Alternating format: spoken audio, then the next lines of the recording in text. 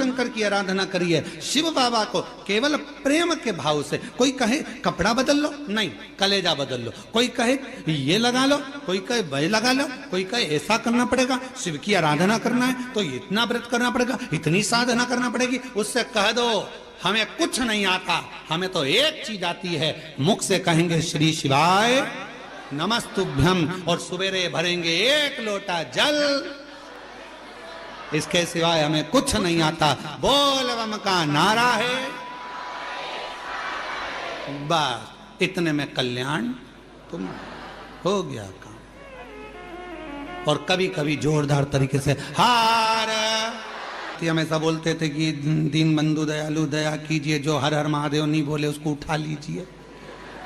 परंतु हमने बोलना बंद कर दिया, क्योंकि कई लोग हेडफोन लगा के गाड़ी में चलते हैं, बाइक चला रहे होते हैं, तो वो उन्होंने पत्र लिखा, गुरुजी तुम बोलते हो कि दोनों हाथ उठाकर हर हर महादेव बोला नहीं तो भगवान उठा लेगा, तो हमको गाड़ी खड़ी करना पड़ता है, बीच चौराहे पे हर हर बोलना पड़ता है, तो आसपास वाले चक्कर खा जाते हैं, इसको कहीं मिर्गी का दौरा तो नहीं आ गया। तो तुम्हारे इनके चक्कर में हमने ऐसा बोलना बंद कर, पर तुम बीच बीच में बोल सकते हार,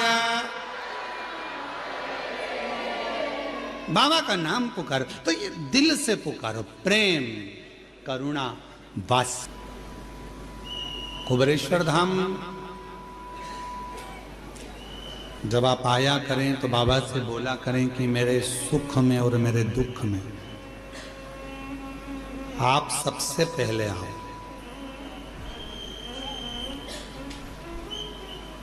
क्यों? सुख में अगर भगवान आएंगे पहले और दुख में पहले आएंगे तो दोनों में लाभ आपका है। सुख में आएगा मेरा शंभु, मेरा त्रिकालदर्शी कैलाशी अविनाशी, तो आनंद पाएगा, और दुख में अगर भगवान शिव पहले आ गए तो फिर दुख वहां रह नहीं सकता, दुख वहां रहेगा ना। ऐसा प्रसंग शिव महापुराण में आता है कि जब दक्ष प्रजापति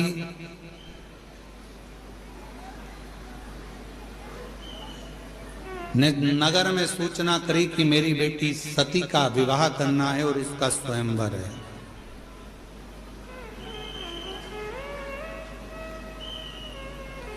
सती का स्वयंवर, बड़े बड़े वीर देवता आए, राजा आए, स्वयंवर के लिए पहुंचे, क्योंकि माता सती का स्वयंवर कोई साधारण बात नहीं है, और दक्ष प्रजापति की बेटी है।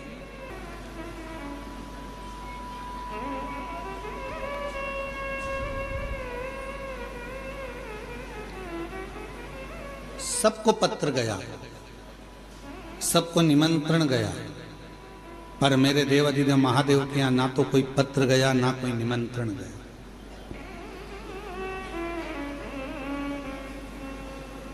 और माता सती स्नेह किसको करती हैं, प्रेम किसको करती हैं? शिव को। ये संसार की रीति रही है। कल भी कथा में कहा था कि लोग दूर वालों से फोन लगाकर पूछते हैं तुम कैसे हो, और पास में जो रह रहे हैं उनसे बात तक नहीं कर पाते कि तुम कैसे हो।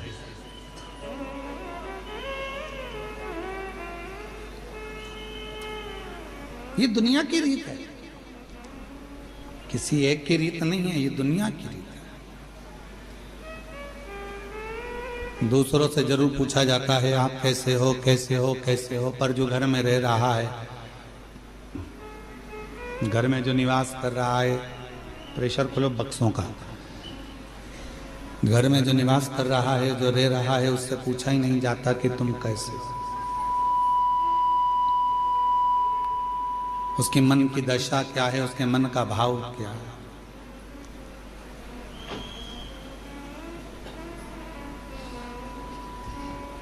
किसी ने बहुत अच्छी बात कही कि खिलौने वाला खिलौना बेचता है,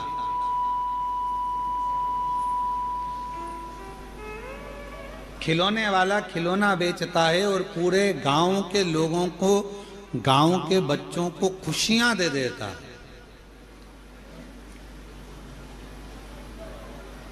और वो खिलौने वाला जब खिलौना बेचकर गांव के बच्चों को खुशियां दे देता है, तो उन गांव के बच्चों के चेहरे की खुशी थोड़ा सा धन देती है और वो धन से उस खिलौने वाले के घर के बच्चों के चेहरे पर भी खुशी आ जाती है, उनके चेहरे पर भी प्रसन्नता आ जाती है,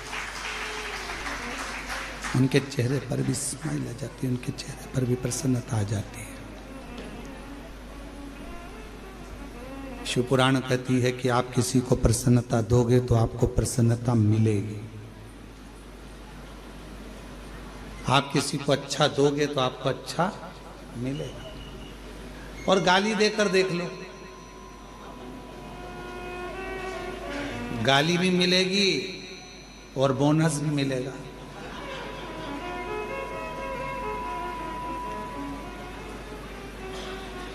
हमने देखा है इसी बाबा के आंगन में, आपके मायके में, ये बाबा कुबेरेश्वर बाबा के आंगन में हमने देखा है, माताएं जब भजन करने बैठती है तो ये वाली माता भजन उठाती है तो ढोलक बजा बजा के इतने में दूसरा चालू कर देता है, इंतजार करती है, ये रुकेगी ना मैं गाऊंगी, फिर वो रुकेगी ना मैं गाऊंगी, इंतजार करते, मतलब उसने भजन दिया तो ये भी भजन दे रही है, उसने भजन किया तो वो भी भजन दे रहा।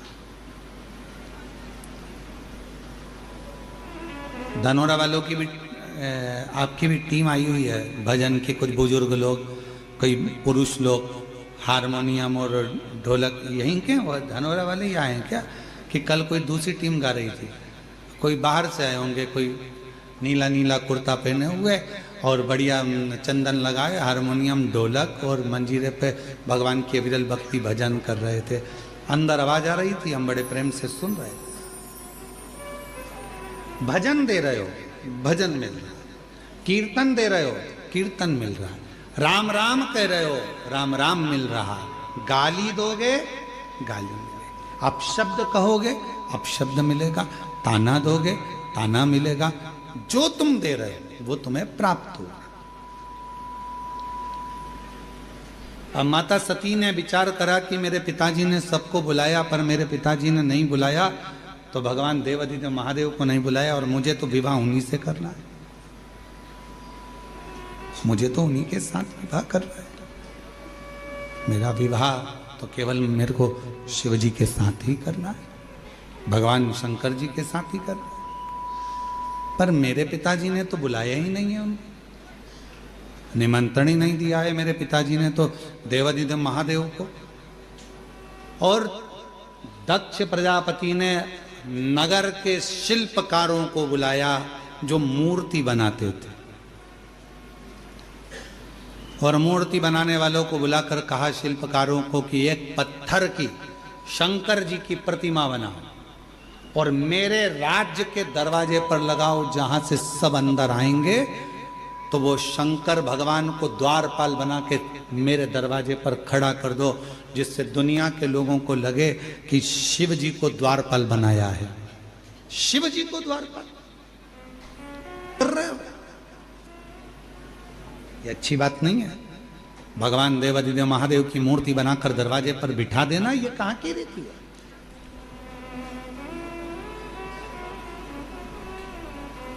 एक शिल्पकार आया, उसने समझाया, दूसरा शिल्पकार आया, उसने समझाया, तीसरा शिल्पकार आया, उसने समझाया, सबने समझाया, पर कोई समझे? इस व्यासपीठ से एक निवेदन करूं आप सबसे,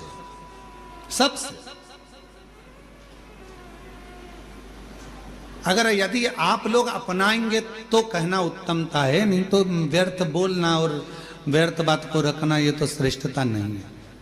कर सकते हो क्या आप लोग जो हम बोलने जा रहे हैं?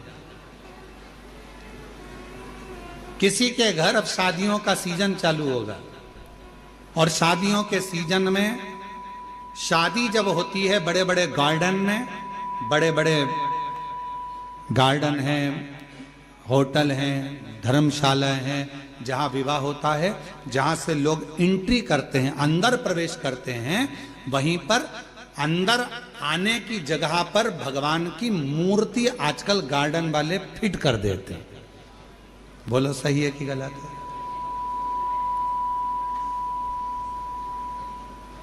आप पान खाते हुए जा रहे हो, खाना खाकर जा रहे हो, भोजन कर कर जा रहे हो, शादी में प्रवेश कर रहे हो, नाच रहे हो, कोई मदिरा पिया हुआ है, बाराती किसको मालूम कौन कैसा आया, कोई ड्रिंक करा हुआ है, मदिरा पिया हुआ है, कोई गलत भक्षण कर रहा है, किसी ने गलत काम कर दिया, कोई गलत विचार से गलत व्यवहार से आया हुआ है, और दरवाजे पर तुमने भगवान गणेश जी को बिठा दिया, दरवाजे पर तुमने वेंकटेश भगवान को बिठा दिया, दरवाजे पर तुमने श्री जी बाबा को बिठा दिया, दरवाजे पर तुमने ठाकुर जी को बिठा दिया, दरवाजे पर कृष्ण की मूर्ति रख दी, दरवाजे पर तुमने शिव जी की मूर्ति रख दी, दरवाजे पर तुमने भगवान की मूर्ति रख दी। नहीं, एक नियम बनाओ, आज से कथा सुनने वाले एक नियम बना लो, किसी की शादी में जाओ और दरवाजे पर अगर किसी भगवान की मूर्ति प्लास्टिक की या पीओपी की किसी की भी मूर्ति रखी देखो, तो तुम जो लिफाफा दो ना, उस लिफाफे के ऊपर एक लाइन लिख कर दो कि भगवान की जगह अपने बाप को बिठा देते।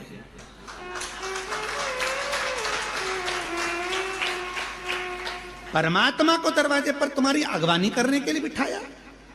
यह सनातन धर्म है, यह हिंदू धर्म है, यह श्रेष्ठता नहीं है। हम अपने पिताजी को अंदर सोफे पर बिठाते हैं, हम अपने दादाजी को सोफे पर बिठाते हैं, हम अपने बुजुर्गों को अंदर घर में बिठाते हैं, आदर करने के लिए अंदर बिठा। और भगवान को तुमने दरवाजे पर लाकर बिठा दिया। कहीं गणेश जी रख दिए, कहीं किसी ने ये वाले देवता रख दिए, किसी ने वो वाले देवता रख दिए। किसी भी देवता को शादी की एंट्री में, शादी के प्रवेश में दरवाजे पर नहीं होना चाहिए। ना जाने कैसे कैसे लोग आते हैं, वहीं पान खाते, थूकते, वहीं दारू पीते, मदिरा पीते, निकल कर जाते, और हमारे देवता उनकी अगवानी करके लिए खड़े हैं। ये कौन सा नहीं, ये ठीक नहीं, गला पकड़ रहा है, ये श्रेष्ठता नहीं है, ये ठीक नहीं है। दरवाजे पर कोई देवता नहीं होना चाहिए। लिख दो लिफाफे के अंदर, अंकल जी हम आपकी शादी में आए थे, बेटे की शादी आपने करी, पर हमको अच्छा नहीं लगा, आपने भगवान को दरवाजे पर द्वारपाल बनाकर बिठा दिया, ये हमको ठीक नहीं लगा। जब 25-50 लिफाफों पर ये लिखा रहेगा, तो अगली बार शादी करने वाला सबसे पहले कान पकड़ेगा और भगवान की मूर्ति को दरवाजे पर अगवानी करने के लिए द्वारपाल बनाकर नहीं देगा। हम सुधरेंगे, जम के बोलो, हम सुधरेंगे, युग सुधरेगा। पहले सुधरना हमें अपन को पड़ेगा। एक नियम, शादियां चालू होगी, 11 के दिन देव उठ जाएंगे, विवाह चालू हो जाएंगे। आप सब जितने आस्था चैनल पर कथा सुन रहे हो, जितने फेसबुक यूट्यूब पर कथा सुन रहे हो, जितने पंडाल में बैठकर कथा सुन रहे हो, बिना संकोच के, कोई टेंशन मत लेना कि कोई क्या कहेगा। आग लगे बस्ती में, अपन रहो मस्ती में, क्या किसको रोइए, चादर तान के सोइए। तो अपने को टेंशन लेना नहीं, टेंशन दे के चलो पर लेके मत चलो। अपने को टेंशन नहीं लेना। लिफाफे पे लिख दो सबसे बड़े अक्षर में, आपके घर पर हम आए थे, शादी में होटल में आए, घर पर आए, दरवाजे के बीच में, इधर से लोग निकल रहे, इधर से लोग निकल रहे, बीच में तुमने गणेश जी को रख दिया, ये अच्छी बात नहीं। शंकर जी को रख दिया, अच्छी बात नहीं। अयोध्या के राम जी को रख दिया, अच्छी बात नहीं। कृष्ण जी को रख दिया, बाकी बिहारी को रख दिया, ये अच्छी बात नहीं। ये हमें अच्छा नहीं लगा। लिख दो साहब, हमें अच्छा नहीं लगा। ये मूर्ति दरवाजे पर नहीं। अगर रखना ही है तो तुम्हारा दूल्हा दुल्हन का जो स्टेज बने, उस स्टेज के पीछे तुम भगवान को रखो तो तुम्हें आशीर्वाद प्रदान करेंगे। पर थोड़ा सुधार, और यदि थोड़ा सा भी हम अपनी जिंदगी में सुधार लाएंगे, हम अपने जीवन में थोड़ा सा भी सुधार लाएंगे, हम अपनी जिंदगी में थोड़ा सा भी अगर सुधार लेकर आएंगे, तो ये निश्चित है कि हमारा प्रदेश, हमारा देश सुधरेगा जरूर। थोड़ा सा सुधार। क्या करा दक्ष प्रजापति ने? शिल्पकारों को बुलाया, और शिल्पकारों को बुलाकर उन शिल्पकारों को बुलाकर शिव जी की मूर्ति, शिव जी की प्रतिमा बनवाई, शंकर जी की प्रतिमा।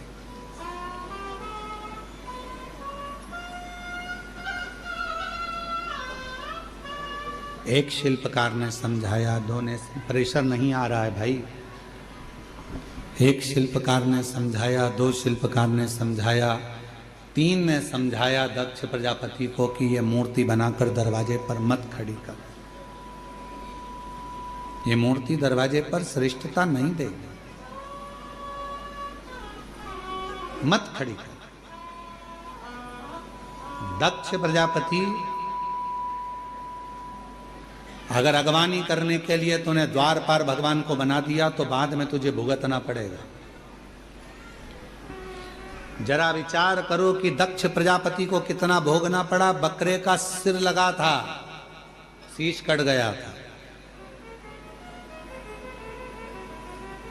उसने शिल्पकारों को केवल एक ही बात कही थी कि मेरी बेटी का स्वयंवर है, मेरी बेटी का, और मेरा मन, मैं दरवाजे पर किसको खड़ा करूं? ये मेरा मन, मेरा राज्य, मेरा महल, मेरा नगर, मेरा मेरा मेरा मेरा मेरा करते रहे। और जब दक्ष प्रजापति का सिर कट गया तो बकरे का सिर लगाया। किसी ने पूछा किसका लगाओ, तो कि बकरे का लगाओ। क्यों? क्योंकि दक्ष प्रजापति कर रहा था कि मेरी बेटी का स्वयंवर, मेरा महल, मेरा नगर, बकरे का सिर लगा दो तो मैं करता रहेगा।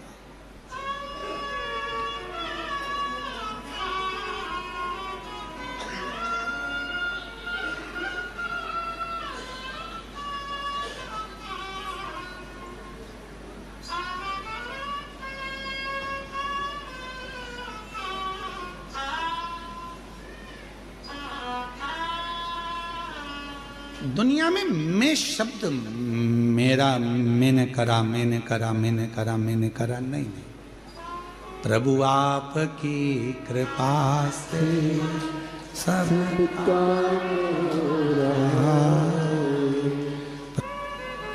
और माँ प्रसूति के पास पहुंचकर माता प्रसूति से कहा कि दक्ष प्रजापति जो ये कर रहे हैं कि भगवान शिव की मूर्ति बनवा कर दरवाजे पर खड़ी कर रहे हैं, ये श्रेष्ठ नहीं है, ये श्रेष्ठ नहीं है। मना करो उनको। माता प्रसूति जी दक्ष प्रजापति को, माता प्रसूति जी ने दक्ष प्रजापति के पास पहुंची और माँ प्रसूति, ये नहीं चल रहे हैं, तुम्हारे उधर की आवाज बढ़ रही जिसका रिटर्न आ रहा है, स्पीकर और ये वाले भी बंद पड़ रहे हैं क्या? माता प्रसूति दक्ष प्रजापति के पास पहुंची और दक्ष प्रजापति के पास जाकर माता प्रसूति ने समझाया, कहा स्वामी मेरा एक कहना मान लीजिए, मेरा निवेदन स्वीकार कर लीजिए। क्या निवेदन है? निवेदन केवल इतना है कि भले आप शिवजी को स्वयंवर में बुलाएं ना बुलाएं ये अपनी जगह पर है, पर शंकर भगवान की मूर्ति बनाकर दरवाजे पर द्वारपाल बनाकर ना बिठाएं।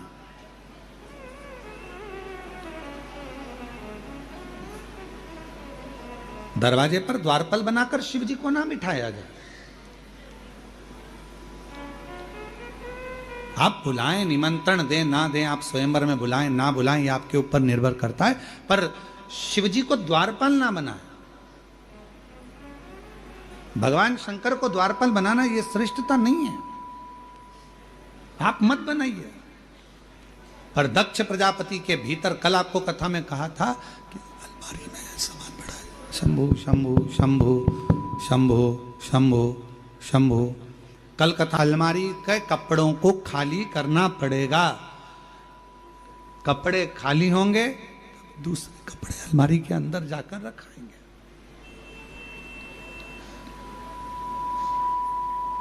मसालदान के डब्बे हैं, डब्बे के अंदर मसाला भरा पड़ा हुआ है। मसालदान के डब्बे हैं, उन डब्बों के अंदर मसाला भरा पड़ा हुआ है, पहले से मसाला भरा हुआ है, उस डब्बे को थोड़ा सा खाली करना पड़ेगा। और जब हम डब्बों को खाली करेंगे तब उसमें मसाला दूसरा भराएगा, तब उसमें मसाला।